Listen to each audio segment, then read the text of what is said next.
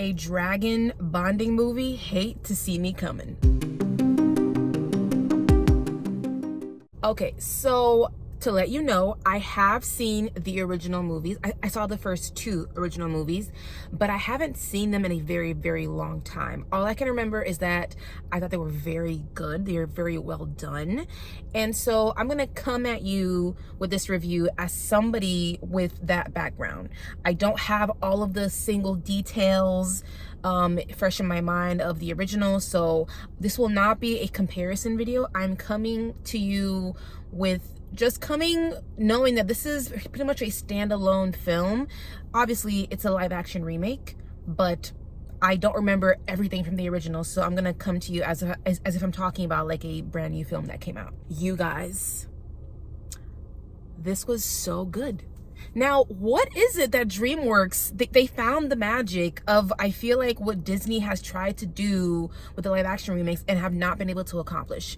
They have a few times here and there, but How to Train Your Dragon. Okay, look, I cried multiple times. I don't know what it is about this story that gets me. Maybe because I'm just the kind of girl and the kind of viewer that is a sucker for friendships, because at the end of the day, that is what Toothless and Hiccup are. But let me backtrack. In case you do not know what How to Train Your Dragon is about, it's basically this boy is from this village of Vikings, and their whole purpose is really to fight off these nuisance, because these dragons, as far as they know, just come into their village and steal their food.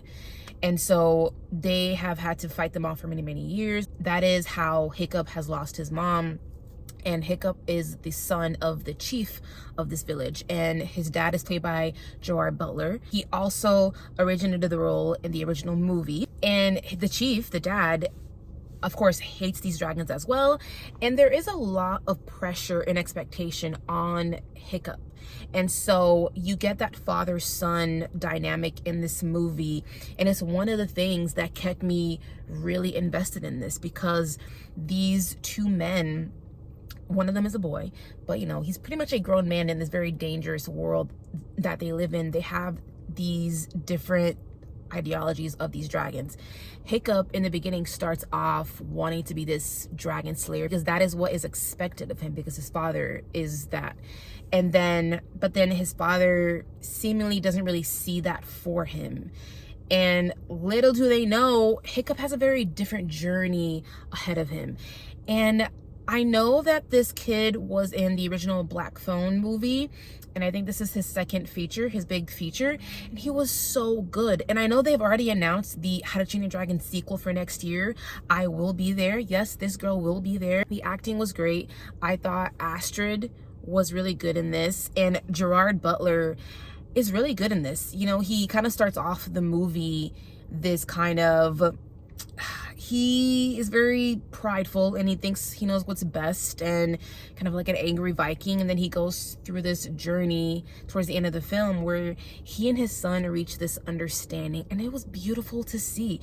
I think the other reason why I love How to Train Your Dragon is because it is a story of the fear of the unknown. You know, the Vikings never take the time to try to understand the dragons. They never take the time to understand where they're coming from, unlike Hiccup. Hiccup meets Toothless, and it's just one of my favorite parts of this movie, of this story, is seeing their bond. They meet each other, and they're supposed to kill each other, but neither of them can't. And the bond starts from there. And I think the movie did a great job of showing that progression where they kind of start off as basically enemies, and then they reach a certain understanding, and then it grows into like this friendship, and it grows into what I say is a brotherhood. I think obviously he comes off as like this pet dragon. He also even has some like dog qualities in this live action movie. But I think it's deeper than that. They saw things in each other that they recognized in themselves. And that is the thing. I'm gonna cry again. I think that is the thing that gets me. You know, I think Hiccup feels different, and he is trying to find some kind of community.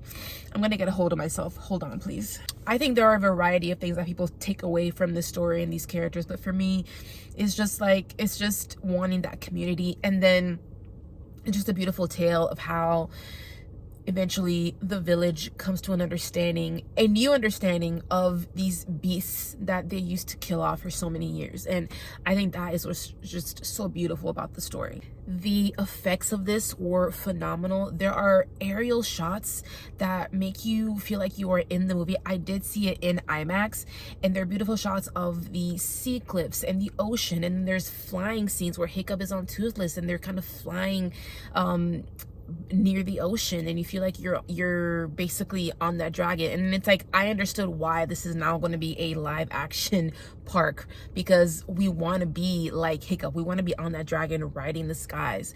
There is a particular scene in here where Hiccup and Toothless are basically in training, and Hiccup is helping to rehabilitate Toothless because he has a broken wing, and they're just up in the sky flying. And it was so well done because you feel the danger, because it's a trial and error type of thing where they're flying but they're kind of stumbling, and then there's an almost falling that happens. And then of course, you know, it's a PG movie, so they're not going to show the danger and carnage of that. It's just a beautiful, it's one of the most beautiful, just like one of those training montages, and it's just a beautiful bonding scene as well. I really love Astrid, the actress who played Astrid in here. She's one of the best characters because she also goes on a journey, but she starts off very much at a different place in the hierarchy than Hiccup, and she's not afraid to let him know. And she works hard, she trains, she wants to be the best dragon slayer, and then she goes on her journey as well because she comes to an understanding where, you know, these dragons are more than what they seem to be. And then I love her character because it shows like she's able to evolve. This makes me can't wait to see that sequel because I do remember some of it. I know where some of it is going. There's some tragedy there that I don't think my heart can take. I will need to bring tissues next time. The sound design in this is really good, and also the design of the dragon, of particularly Toothless, because you know when he is hungry, when he is angry, because of the wonderful sound design. I think in hindsight it was a great choice to basically keep the dragon the way that it looks in the animated original, because I think you could do more with animation, because there are times where Toothless is going through these different emotions when you could really see it in his eyes. Especially there's times where he feels afraid and unsure and scared, and I felt that. Oh my god, Dean Dubois is the director of the original, and he did this one, and it's all of those details that he brought into the live action that makes me feel like, damn, like you care about this, you cared about making this not a piece of shit. I don't really have that many complaints, apart from there was some dialogue that was kind of hard to understand. I'm not sure if it was because of the IMAX or the thick Viking accents. And this may sound silly, but a lot of the Viking costumes to me just look so much like Party City costumes in a way. But I won't harp on it too much because at the end of the day, it is a children's movie, and the movie feels like a cartoon. That sounds simple and obvious, but it is what it is, you know, like. But it does it, I think, in the good way. There have been examples with the live action Disney's, like the Snow White movie, where it just didn't really seem to make sense and blend and do a good job of bringing that cartoon to life. But this one, because of the details and the heart and the care, it really did make sense for this one. Okay, one last little complaint, and maybe because I am a horror loving girl and I'm just like bloodthirsty, there are so many dragons in this, and there's so much fire throwing happening that I'm calling BS on. Nobody has any burn scars. Like, I know it's a kids movie at the end of the day, they're not gonna show burn bodies, but so many of y'all should have so many burn scars. Like maybe half of your bodies should be covered in burns, because you, like, the fire, they've been battling dragons for so many years. How is it possible, you know, that you're just pretty much okay? Like, I think they could have maybe used a little bit more effort in the makeup department from that point of view. But at the end of the day, I love this. I think you need to go and watch this pronto. It is a movie that I would recommend. Go see it in the theaters and IMAX. It's wonderful. It's beautiful.